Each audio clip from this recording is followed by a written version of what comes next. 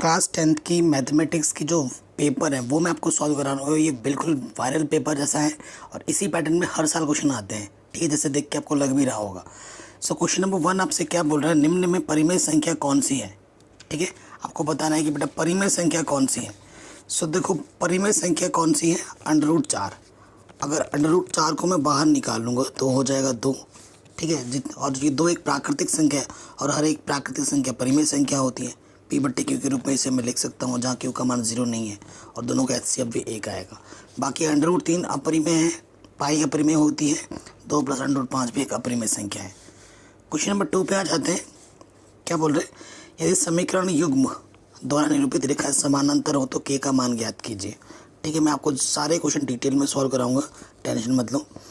समीकरण युग्म समानांतर के लिए बोला है। ठीक है, आपको पता है क्योंकि इसको डिटेल में सॉल्व करना है ना, सॉल्व नहीं करना, इसका ऑप्शन दे रखे हैं तो डायरेक्ट कर रहे हैं। समानांतर के लिए क्या होता है ना बेटा, A1/A2, B1/B2 और C1/C2 आपस में बराबर होते हैं। A1 का मान कितना है यहाँ पर 6 और A2 का मान यहाँ पर क्या है K। B1 कितना है यहाँ पर -3 और B2 यहाँ पर -1 y का गुणांक। C1 + 10 C2 9। अच्छा, समानांतर रेखाएं हो तो समानांतर के लिए A1/A2 बराबर होता है B1/B2 और बराबर नहीं होता C1/C2। ठीक है, ये ध्यान रखना। सो ये चीज़ नहीं है तो पहले तो बराबर ले लेंगे, इससे ये कटा तो 6/K और ये 3/1, 3 1 कम 3, 3 दूनी 6, तिरछे गुणा कर दो, K 1 कम K और 2 1 कम 2, तो आंसर क्या आ जाएगा 2। क्या ऑप्शन में 2 मौजूद है? बिल्कुल है, 2 ऑप्शन सही हो जाएगा। ठीक है, कह रहे निम्नलिखित में से कौन सी किसी घटना की प्रायिकता नहीं हो सकती, तो किसी घटना की प्रायिकता कभी माइनस में नहीं होती, माइनस, तीसरा ऑप्शन सही हो जाएगा। 8 त्रिज्या वाले वृत्त का क्षेत्रफल क्या होगा बेटा, 8 त्रिज्या वाले वृत्त का क्षेत्रफल आपका क्या होगा, πr² होगा। ठीक है, सूत्र है ये। किसी वृत्त के बाहर स्थित किसी बिंदु से वृत्त पर खींची जा सकने वाली स्पर्शिकाओं की संख्या कितनी होती है। देखो ये बेटा आपका वृत्त है और ये एक बाह्य बिंदु है, इस बिंदु से आप वृत्त पर कितनी स्पर्शिका खींच सकते हो, 2। तो इसका आंसर कितना होगा 2। x² - 3 के शून्य निकालने हैं, सो निकाल देते हैं। तो x² - 3 के शून्य निकालने के लिए 0 रखते हैं, शून्य। ठीक है, तो -3 इधर के +3 हो जाएगा, वर्गमूल निकालेंगे तो ये आपका आंसर आ जाएगा। एक होगा +3, एक होगा -3। ठीक है, छठा क्वेश्चन इतना आसान था। कह रहे हैं यदि किसी समांतर श्रेणी का nवां पद 2n + 3 है तो इसका 11वां पद क्या होगा। ठीक है बेटा, 7वां क्वेश्चन है। ठीक है, nवां पद हमें दे रखा है ना, यानी कि an बराबर हमें दे रखा है 2n + 3, तो हमें 11वां पद निकालना है। तो n की जगह पर क्या रख दिया 11। ठीक है, सो 11 दूनी 22 + 3, तो ये कितना हो गया 25। ठीक है, आराम से बन गया। अगला क्वेश्चन है 8वां। कह रहे हैं यदि tan a का मान cot b है तो सिद्ध कीजिए a + b 90 के बराबर है। ठीक है, तो हमें क्या दे रखा है, दिया है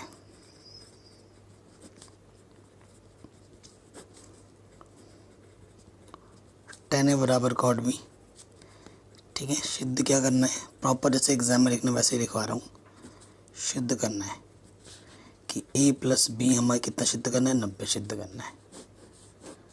ठीक है, यही तो है। चूंकि tan a = cot b हमें दे रखा है, ये बराबर का चिन्ह है, इधर tan है इधर cot है, तो दोनों तरफ बराबर करना है, या तो दोनों तरफ tan करो या दोनों तरफ cot करो। आपको सूत्र पता है कि cot 90 - थीटा क्या होता है, tan थीटा होता है, तो इसको मैं लिख सकता हूँ cot के पदों में, cot 90 - थीटा। थीटा की जगह पर क्या है a, इधर है cot b, इधर से cot हट जाएगा तो क्या बचेगा 90 - का a बराबर b। ठीक है, सो माइनस का उधर आके क्या हो जाएगा प्लस का a, तो a + b = 90। यही आपको सिद्ध करना था, फट से हो गया आराम से। अगले क्वेश्चन पे आ जाऊँ। हमसे क्या बोला, निम्नलिखित आंकड़ों का माध्य ज्ञात कीजिए। ठीक है, तो जो भी हमें आंकड़े दे रखे हैं ना, सबसे पहले उनको हमें क्या करना है ना, आरोही क्रम में लिखना है। ठीक है, 9वां क्वेश्चन है तो ऐसे लिखेंगे एग्जाम में, आरोही क्रम में रखने पर, आरोही क्रम में रखने पर, ठीक है। सो आरोही क्रम में रखते हैं। पहले क्या आ जाएगा, सबसे छोटा क्या है बेटा 20, 20 के बाद सबसे उसके बाद छोटा है बेटा कौन सा 25 है ना, और तो कुछ नहीं है 25, 25 के बाद क्या है 28, 28 के बाद है 29, 29 के बाद है ये क्या है 33, 33 के बाद होगा बेटा 38 है ना, 38, फिर आपका 40, फिर आपका आएगा 42, फिर आपका आएगा लास्ट में 43। कितने पद है गिनो, 1 2 3 4 5 6 7 8 9, ठीक है। तो माध्यक निकालना है हमें, तो n/2 पद लेते हैं, ठीक है। n यहाँ पर क्या विषम है, 9/2 यानी कि 4.5 आ जाएगा, 4.5 का मतलब 5वां पद, ठीक है। 1 2 3 4 5, ठीक है। तो माध्यक क्या हो जाएगा, माध्यक हो जाएगा 33, ठीक है। ये आपका आंसर हो जाएगा, कोई दिक्कत नहीं, ठीक है। किसी भी क्वेश्चन में थोड़ा भी डाउट दिक्कत हो तो वीडियो को एक बार दोबारा ज़रूर देखें। लिंक डाल रखे हैं डिस्क्रिप्शन में, chapter wise important question already बना रखे हैं, उसको ज़रूर देख लेना, ठीक है। एनसीईआरटी के कौन से क्वेश्चन इंपॉर्टेंट जो कि हर साल एग्जाम में आते हैं वो भी करा रखा है, वो भी आप ज़रूर देख सकते हैं। अगला क्वेश्चन है, कह रहे दो समरूप त्रिभुजों का क्षेत्रफल भुजाएं 4:9 में है तो उनके क्षेत्रफलों का अनुपात कितना होगा। बहुत ही सरल सा क्वेश्चन है, हर बार आता है ऐसा क्वेश्चन, ठीक है। 10वां क्वेश्चन। सो क्या है बेटा, दो त्रिभुज है हमारे पास, एक है PQR और एक है ABC, ये दोनों के दोनों समरूप हैं, इनकी भुजाओं का अनुपात दे रखा है।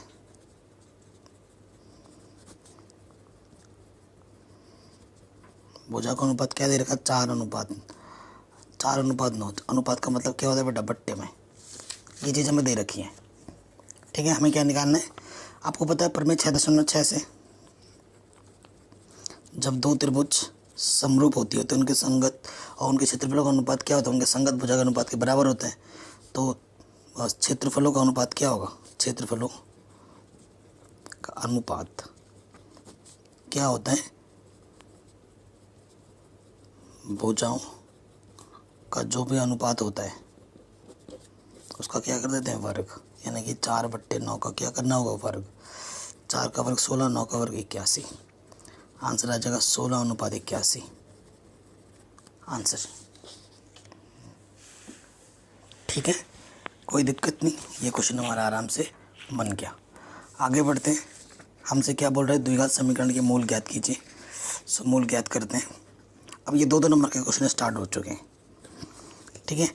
सो मूल ज्ञात करना है हमें, ये क्या है 9x² माइनस के 3x माइनस के 20, तो इसकी और इसकी गुणा होगी, ऐसे दो संख्या लेनी है 18, ऐसी दो संख्या लेनी है जिसको हम गुणा करें तो 180 आए और घटाए तो 3 आए, ठीक है, घटाए तो 3 आए। सो ऐसी दो संख्या सोचो जिनको गुणा करने पे 180 आए और घटाने पे 3 आए, 12 और 15, 12 पंजे 60, 12 कम 12 और 6 18, हाँ। ऐसी दो संख्या कितनी है, 15 और 12 हैं, तो x² माइनस जब भी हो कि ब्रैकेट लगा के रखना, फिर दूसरी है 12x, ठीक है। माइनस अंदर गुणा कर दो, माइनस माइनस प्लस, ठीक हो गया।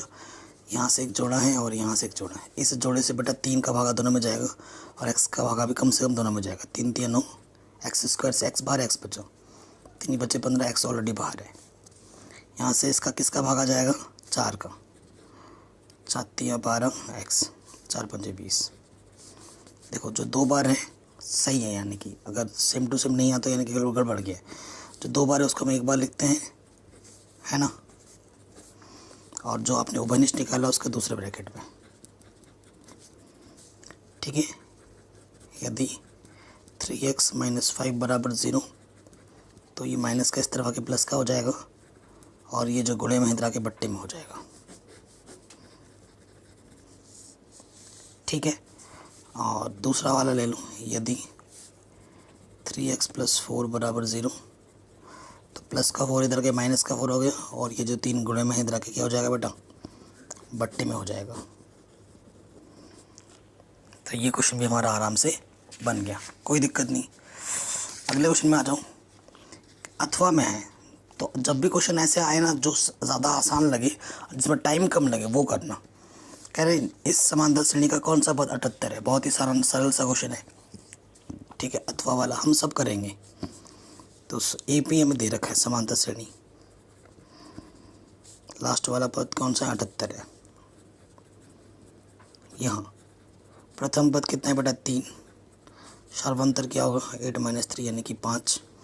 अंतिम पद है AN बराबर 78 और N हमें ज्ञात करना है कि नहीं। हम जानते हैं, पेज बचा रहा हूँ बेटा, ये ध्यान रखना। ठीक है, वी नो दैट, हम क्या जानते हैं कि AN बराबर क्या होता है बेटा, A plus N minus 1 into D होते हैं। तो AN का मान कितना है बच्चों, 78। A का मान कितना है, 3। N ज्ञात करना है और D हमारे पास 5 है। प्लस का 3 इधर के माइनस का हो जाएगा तो 75 बचेगा, डायरेक्ट कर दिया। 5 से काटो, 5 कम 5, 5 बचे 25। माइनस का N इधर के, सॉरी माइनस का 1 इधर के प्लस का 1 हो जाएगा। तो N का मान कितना आ जाएगा, 16। अर्थात श्रेणी में कितने पद होंगे, 16 पद होंगे, है ना। तो ये इसका आंसर आ जाएगा। अगले क्वेश्चन पे आ जाते हैं 12वें। यदि 10A प्लस B इतना है और A माइनस B इतना है, तो A और B के मान ज्ञात करने हैं। बहुत ही आसान क्वेश्चन है, ठीक है ना, हर बार आते हैं ऐसे क्वेश्चन। किसी भी क्वेश्चन में जो थोड़ा सा भी डाउट दिक्कत लगे तो मैं आपसे रिक्वेस्ट करूंगा कि वीडियो को एक बार दोबारा ज़रूर देखें, ठीक है। चलिए अगले क्वेश्चन में आते हैं। सो ये तो बहुत ही सिंपल क्वेश्चन है।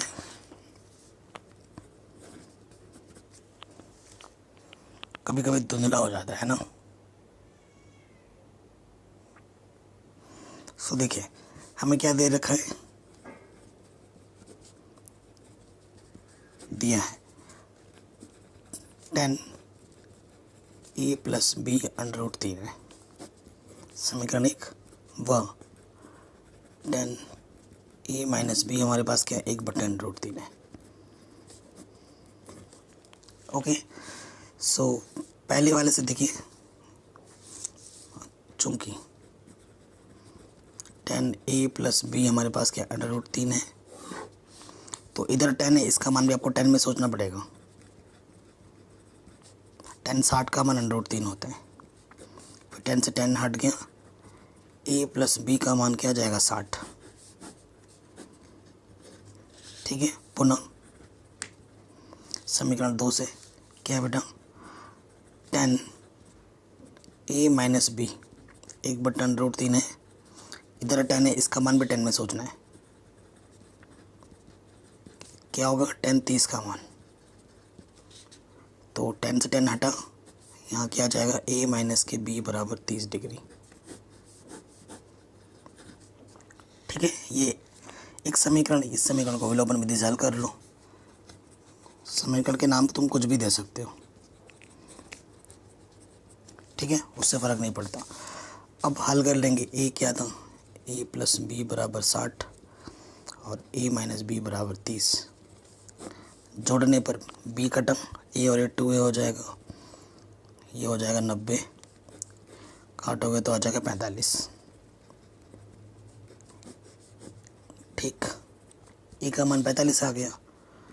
चूँकि A प्लस B हमारे पास 60 था समीकरण A में, तो A का मान उठाकर यहाँ रख दोगे। सो 45 प्लस B, तो प्लस का इधर आके क्या हो जाएगा, माइनस का, तो B का मान हो जाएगा आपका 15 डिग्री। ठीक है, तो ये क्वेश्चन आपका आराम से बन गया। बताइए कोई दिक्कत, कोई परेशानी नहीं होगी, है ना। अगले क्वेश्चन में आ जाते हैं। हाँ, क्वेश्चन नंबर ये 2 है, ठीक है, 2 नंबर में पूछा गया। कह रहे हैं एक ABCD समलंब है जिसमें AD और DC आपस में समानांतर है। इसके जो विकर्ण है परस्पर O बिंदु को प्रतिच्छेद करते हैं, दर्शाइए कि AO बट्टा BO, ठीक है, वो इसके बराबर होगा। ठीक है, ये चीज़ हमें दे रखी है। तो इस क्वेश्चन को करने के ना वैसे बेटा दो तरीके हैं। ठीक है, कितने तरीके हैं? दो तरीके हैं। तो जो मैं सबको आसान विधि है ना मैं आपको बेटा वही बताऊंगा। ठीक, जो आसान विधि होगी मैं वही बताऊंगा। चलिए स्टार्ट करते हैं। क्या है आपके पास? 13वां क्वेश्चन है हमारा, ABCD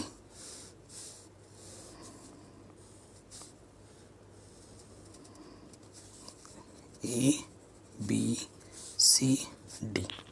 ठीक है, ABCD हमारे पास क्या है? एक समलंब चतुर्भुज है। क्लियर, कोई दिक्कत नहीं, कोई परेशानी नहीं। और हमसे ये बोला गया कि ये भुजा इसके समानांतर है और इसके जो विकर्ण है, ठीक है, इसके जो विकर्ण है वो O बिंदु को प्रतिच्छेद करते हैं। ठीक है, कोई दिक्कत यहाँ तक, कोई परेशानी यहाँ तक नहीं होनी चाहिए। ठीक, हमें पहले से दिया हुआ है कि जो AB है वो समानांतर है किसके? DC के। और पहले से ही बोल रखा कि ABCD एक समलंब है। ठीक है, अब हम क्या करेंगे ना, अपने अनुसार हमने इस भुजा के समानांतर एक भुजा और मान ली। ठीक है, हम मान लेते, माना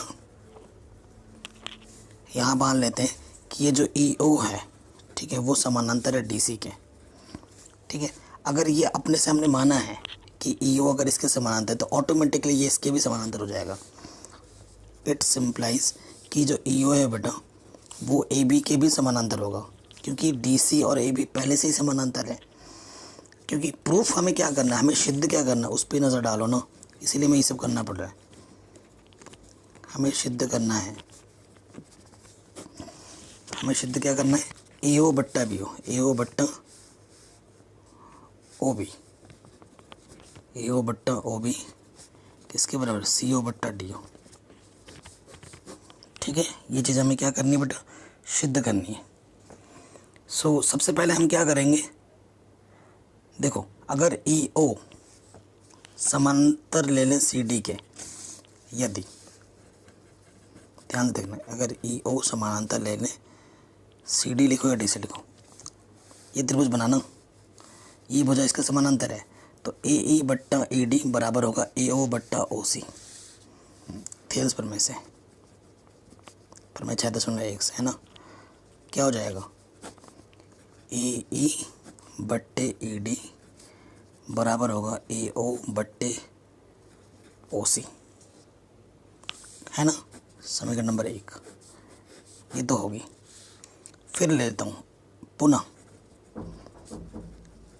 यदि OE समानांतर ले लूँ मैं AB के, देखो ध्यान से देखो, OE समानांतर लेता हूँ मैं AB के, तो ये त्रिभुज बना। तो इसमें क्या होगा? AE बट्टा AD किसके बराबर होगा? BO बट्टा OD, है ना, AE बट्टा ED बराबर होगा BO बट्टा OD।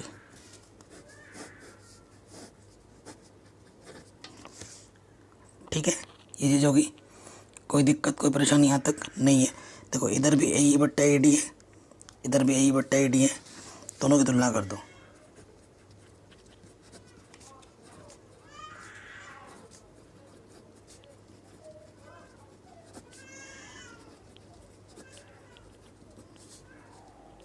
तो यहाँ से आ जाएगा AO बट्टे OC और यहाँ से आ जाएगा BO बट्टा OD। ठीक है, इससे ये हट गया, ये चीज़ इसके बराबर आ गई, लेकिन ये प्रूफ करना था, ये नहीं। तो ये इधर ये आ जाएगा, ये ऊपर से तिरछे गुणा कर दोगे, ये BO नीचे आ जाएगा। BO बोलो या OB बोलो, बात एक ही है। ठीक है, तो ये चीज़ हमें मिल जाएगी और यही हमें प्रूफ करना था। और ये क्वेश्चन काफ़ी इंपॉर्टेंट है, इसमें तो 2 नंबर पूछा गया है, मेरे विचार से ये क्वेश्चन 3 नंबर के लायक है। ठीक है, ये क्वेश्चन आपके एग्जाम में आ सकता है। अगले क्वेश्चन में आ जाते हैं। क्वेश्चन क्या बोल रहे हैं? उस बिंदु के निर्देशांक ज्ञात कीजिए जो बिंदु इतने इतने को जोड़ने वाले रेखाखंड को 3:1 में विभाजित करते हैं। बहुत ही सरल सा क्वेश्चन और इम्पोर्टेंट है। हर एक क्वेश्चन यहाँ से इम्पोर्टेंट है जो भी हम कर रहे हैं। ठीक है, सो देखो बेटा, यहाँ पर ए बिंदु हमारे पास है 4,-3 और जो बी बिंदु है वो है हमारे पास 8,5। ठीक है, और एक बिंदु पी है बीचों बीच कहीं पर, इसके बीच में कहीं पर भी आएगा, जो कि 3:1 में विभाजित करता है। ठीक है, सो हमारे पास बेटा M1 ये है और ये M2 है, ये X1 है, ये Y1 है, ये X2 है, ये Y2 है। हमें विभाजन सूत्र लगाना है।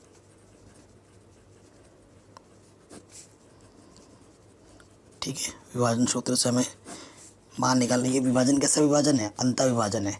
ठीक है, तो x का मान क्या होगा?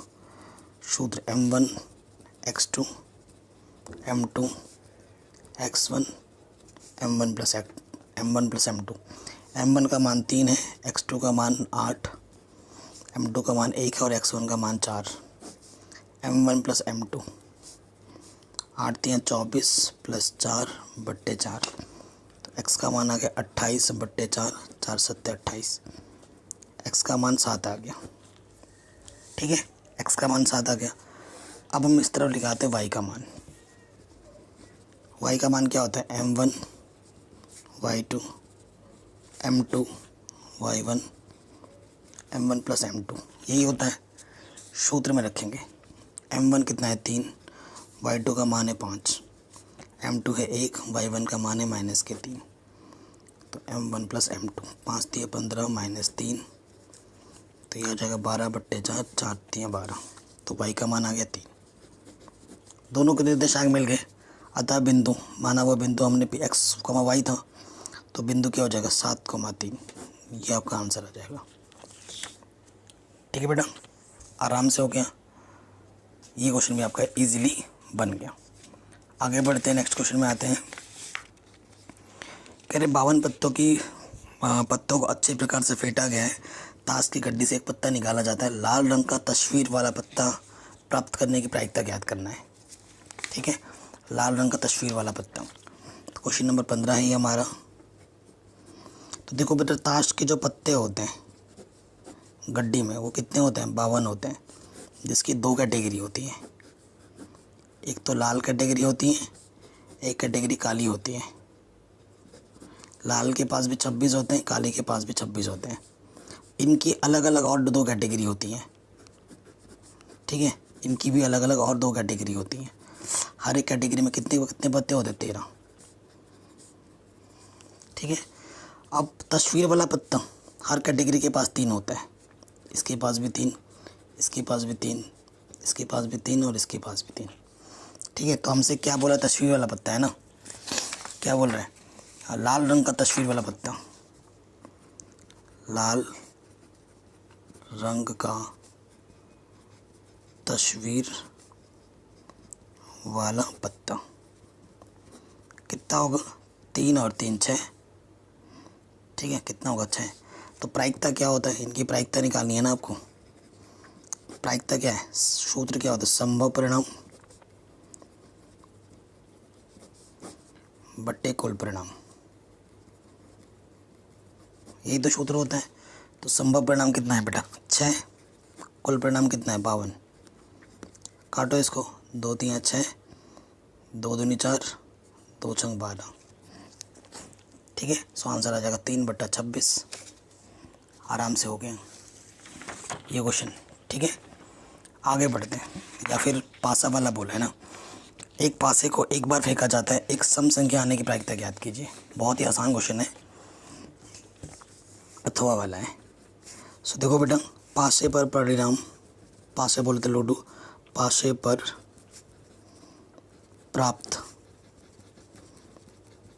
परिणाम क्या होता है बेटा? 1 2 3 4 5 6 है कि नहीं? यानी कि कुल परिणाम कितने मेरे पास? 6 हैं। कुल परिणाम 6 है। सम संख्या, तो सम संख्या इसमें क्या है बेटा? सम संख्या इसमें 2 4 6 है ना। जो संख्या 2 से विभाजित हो जाती है उसे हम सम संख्या कहते हैं। तो 2 4 6 है। ठीक है, तो इसकी सम संख्या आने की प्रायिकता प्रश्नानुसार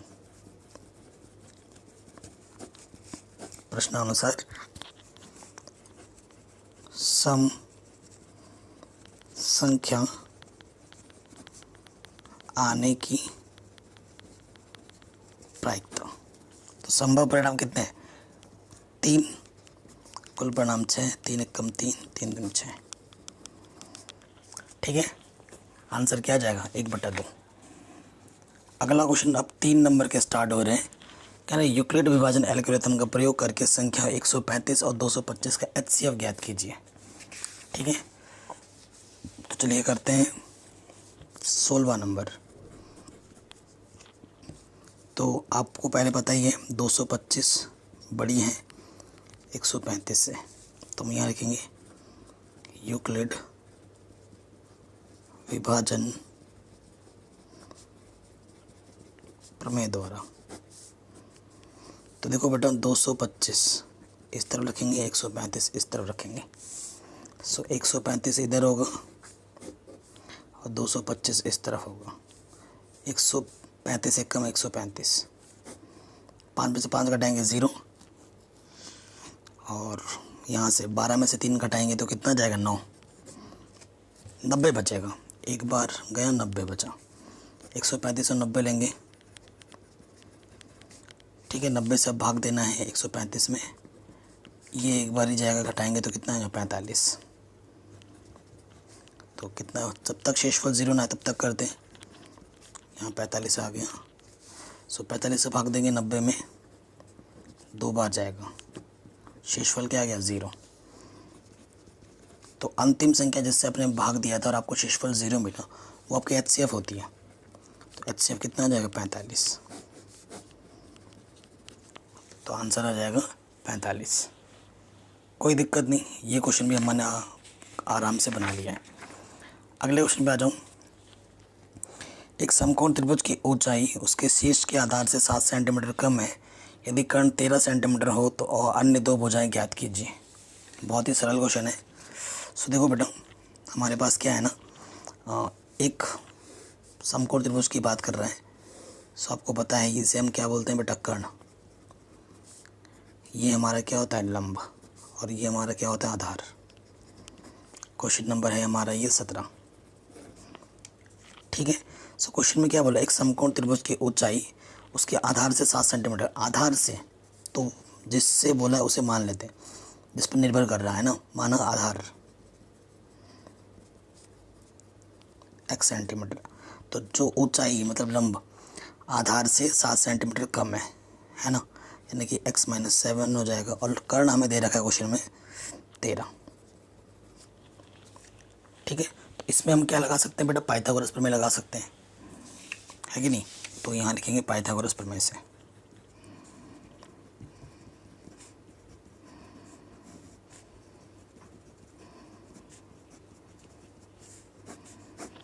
पाइथागोरस प्रमेय से लिख देंगे। क्या होता है पाइथागोरस प्रमेय? कर्ण का वर्ग बराबर क्या होता है? आधार का वर्ग प्लस लंब का वर्ग, यही तो होता है। सो कर्ण हमारे पास है 13, आधार हमारे पास है x, और ये है x - 7। 13 का वर्ग 169, खोल देंगे a का वर्ग, b का वर्ग, 2ab। ये हो जाएगा 2x² प्लस के 49, ये चीज़।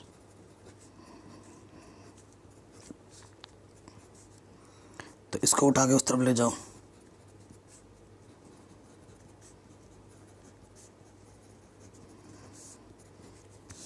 सो इधर हो जाएगा 2x² माइनस के 14x। सो यहाँ से घटाएंगे तो ये आ जाएगा 120। 2 का भागा ले दो पूरे में दोनों तरफ, तो यहाँ से x² और ये। ठीक है, ये बन गया आपका एक द्विघात समीकरण। अब इसको हल कर लो किसी भी विधि से। इसका गुण कुछ नहीं तो 1 है। ऐसी 2 संख्या लेनी जिसको गुणा करें तो 60 आए और घटाए तो 7। 12 पंजे 60, 12 में से 5 घटाएंगे 7 आ जाएगा।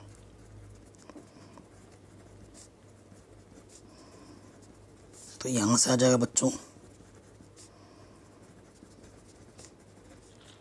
ठीक है, यहाँ से एक जोड़ो और यहाँ से जोड़ो, एक्सोफेनिस्ट। ठीक है, अब जो 2 बार है उसे हम एक बार लिखते हैं और जो उभयनिष्ठ निकाला उसको दूसरे ब्रैकेट में। ठीक, पहले वाले को लेंगे, यदि x + 5 = 0 तो x = -5, क्योंकि दूरी का मान माइनस में नहीं होता तो यह अमान्य हो जाएगा। यदि x - के 12 = 0 तो -12 इधर के +12, तो ये सही हो जाएगा। यानी कि जो आधार है वो 12 होगी और जो लंब होगी वो 12 - 7 यानी कि 5 सेंटीमीटर होगी।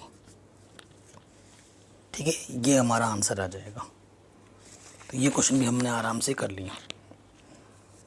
ठीक है, अब त्रिकोणमिति का एक क्वेश्चन है उसे भी करेंगे।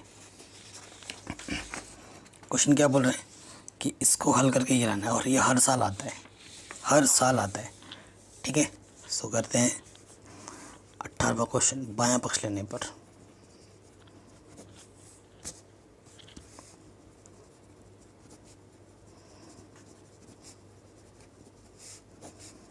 बायां पक्ष ले लिए, हमारे पास बायां पक्ष में sin A 1 + cos A 1 + cos A बट्टे में sin A। ठीक है, ये हमारे पास क्वेश्चन है। सो देखो, नियम क्या होता है, अगर कोई सर्वक्षमिका लग रही है तो लगाओ, कोई सर्वक्षमिका नहीं लग रही है फिर क्या होता है कि साइन कॉस में बदल होती है। ऑलरेडी साइन कॉस में बदला हुआ है, फिर क्या करना है, हमें हल करना है।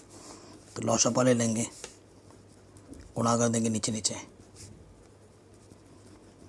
इसकी गुणा इसके साथ, साइन गुणा साइन, साइन स्क्वायर A, इसकी गुणा इसके साथ 1 + cos A का वर्ग हो जाएगा। 1 का वर्ग 1 होता है और यहाँ से हो जाएगा 2 cos। ठीक, नीचे जो है उसको वैसे का वैसे ही रखो। अब देखो बेटा, साइन स्क्वायर और कॉस स्क्वायर को रखोगे तो उसका मान 1 होता है, ऑलरेडी 1 यहाँ पर है,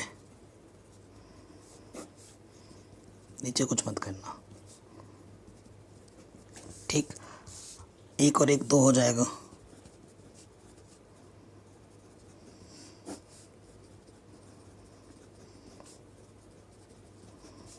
सो ऊपर से देखो बेटा 2 उभयनिष्ठ है, 2 1 कम 2,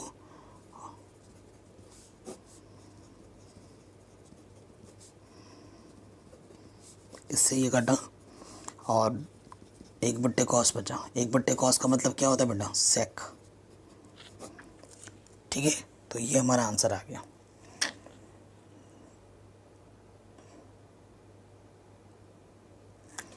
अरे भाई यहाँ तो साइन है, मैं कॉस क्यों लिख रहा हूँ, सॉरी गाइस। हाँ, साइन है तो साइन का मतलब क्या होता है, कॉसेक होता है। ठीक है, तो यहाँ क्या आ जाएगा बेटा, 2 कॉसेक आएगा, यही आपको सिद्ध करना था। ठीक है, तो ये क्वेश्चन भी आपका हमारा आराम से बन गया। अथवा में भी है कि 15 cot A का मान 8 हो तो साइन A का मान बताओ क्या होगा। तो अथवा वाला भी करते हैं, करेंगे हम सब, टेंशन मत लो। ठीक है, सो दिया है, क्या दिया हुआ है, 15 cot A 8, तो cot A का मान क्या होगा बेटा, 8/15। ठीक है, 100 में क्या मान निकालना है बच्चों, साइन A निकालना है। तो कई तरीके हैं इसके निकालने के लिए। सो आपको पता है 1 + cot स्क्वायर A क्या होता है, कॉसेक स्क्वायर है, तो कॉसेक का व्युत्क्रम साइन होता है। बाकी मेथड तो आपको पता ही है, उससे तो कर ही लोगे, इसको भी देख लो, इसमें कैलकुलेशन कम है।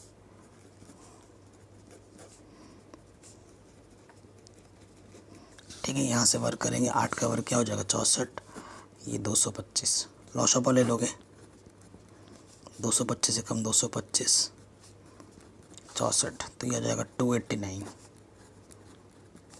इधर क्या है, कॉसेक स्क्वायर, तो कॉसेक का मान क्या होगा, वर्गमूल ले लेंगे, तो वर्गमूल 289 का 17 होता है, 225 का 15 होता है। ठीक है, तो कॉसेक का मान क्या आ जाएगा, 17/15। तो कॉसेक का व्युत्क्रम होता है साइन, साइन ए कितना हो जाएगा, उल्टा कर दो, 15/17 हो जाएगा, आसान। और एक तरीका है, लंब कर्ण निकाल के कर सकते हो, जो तुम जो वो मैंने एनसीईआरटी एक्सरसाइज 8.1 में वो विधि करा रखी है, बट इसमें थोड़ा टाइम कम लगेगा तो मैंने ये बता दिया। अब जो आपको अच्छा लगे वो आप उपयोग कर सकते हो। ठीक है, अगला क्वेश्चन पे आ जाते हैं। ये क्वेश्चन हो गया। क्वेश्चन क्या है, कह रहे दिखाइए कि ये एक समकोण त्रिभुज का शीर्ष है। अच्छा चलो करते हैं उसको पहले। क्वेश्चन नंबर ये 19 है हमारा। समकोण त्रिभुज यानी कि 3 बीच की दूरी निकालनी पड़ेगी। -2, 1 बी है, 2, -2 सी हमारा है 5, 2। ठीक है, तो सबसे पहले हम ए बी निकालेंगे। ए बी बोले तो 2 बिंदुओं के बीच की दूरी है ए बी, x1 - x2 का वर्ग, y1 - प्लस y2 का वर्ग। तो ये -4 का वर्ग 16 और 3 का वर्ग 9, तो ये हो जाएगा √25। √25 ही रखो, ज़्यादा हल करने की ज़रूरत नहीं है। 5 आ जाएगा मुझे पता है, लेकिन यही रख लूँगा मैं। ए बी निकाला, अब मुझे निकालना है बी सी। 2 बिंदुओं के बीच की दूरी x1 - x2 का वर्ग, y1 - y2 का वर्ग। 2 में से 5 गया -3, 3 का वर्ग 9 और -4 का वर्ग 16, तो वही आ जाएगा √25। ठीक है, अब निकालूंगा मैं ए सी। x1 - के x2, y1 - के y2। तो माइनस के 7 का वर्ग 49, यहाँ से -1 आएगा, -1 का वर्ग 1, तो यहाँ आ गया √50। चूंकि अब क्या है बेटा, बड़ा वाला ए सी का जो वर्ग है वो किसके बराबर आ रहा है, ए बी का वर्ग प्लस बी सी का वर्ग। देखो ए सी क्या है 50, तो √50 का जो वर्ग है किसके बराबर है, √25 का वर्ग, इसका वर्ग। तो 50 इधर से 25 और इधर से 25, तो दोनों तरफ आ गए 50। तो किसी बड़े वाली भुजा का वर्ग बाकी 2 छोटी भुजाओं के वर्ग के योगफल के बराबर है, अर्थात यह त्रिभुज समकोण त्रिभुज है। ठीक है, किसी भी क्वेश्चन में थोड़ा भी डाउट दिक्कत हो तो आप वीडियो को एक बार दोबारा ज़रूर देखें। तो ये क्वेश्चन भी हमारा आराम से बन गया। अगले क्वेश्चन में आते हैं। ग्राफी विधि से हल करने के लिए हर साल एक क्वेश्चन आता है ग्राफ का। सो 2 समीकरण में दे रखे हैं, हमें इसका ग्राफ निकालना है। ठीक है, सो ग्राफ निकालने के लिए हर साल आता है। देखिए दिया है एक क्या है बेटा 2x + y = 6 और दूसरा समीकरण में दे रखा है x - के 2y प्लस का 2 इधर के माइनस का 2 हो जाएगा। ये समीकरण नंबर 1 और ये समीकरण नंबर 2।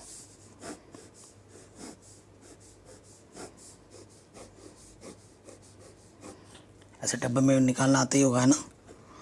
देखो x का मान अगर मैं 0 मानूंगा इस वाले में, x छुप जाएगा, y का मान आ जाएगा 6, और y का मान अगर मैं 0 मानूंगा तो 2x बचेगा, 2 3 6 है ना।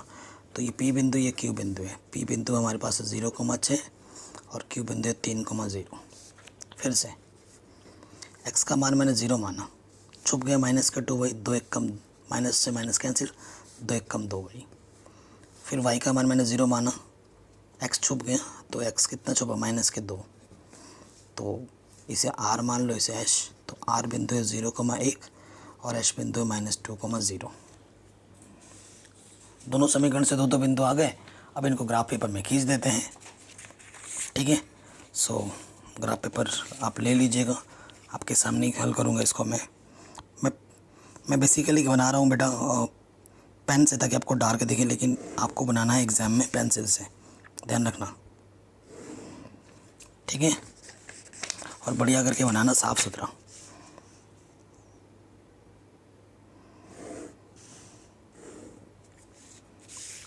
ठीक है, सो देखो इस तरफ होता है x, इस तरफ होता है x डैश, इस तरफ y, इस तरफ y डैश, इधर केंद्र या x में 1 2 3 4 5 6, ठीक है, -1 -2 -3 -4,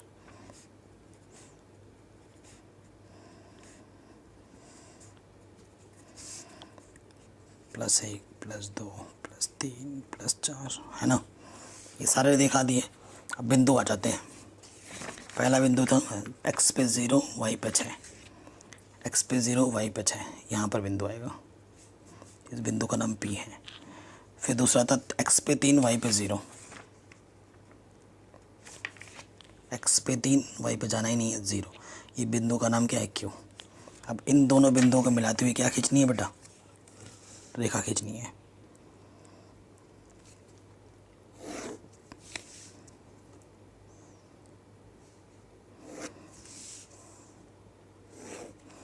ठीक है, थोड़ा लंबा खींचना रेखा क्योंकि कटान बिंदु चाहिए होगा। फिर हमें चाहिए x पे 0 y पे 1, x पे 0 y पे 1, इस बिंदु का नाम क्या है R। और फिर है -2, x पे -2 y पे 0, -2 y पे 0, ये H बिंदु। ठीक है, इन दोनों बिंदुओं को मिलाती लाइन खींचो।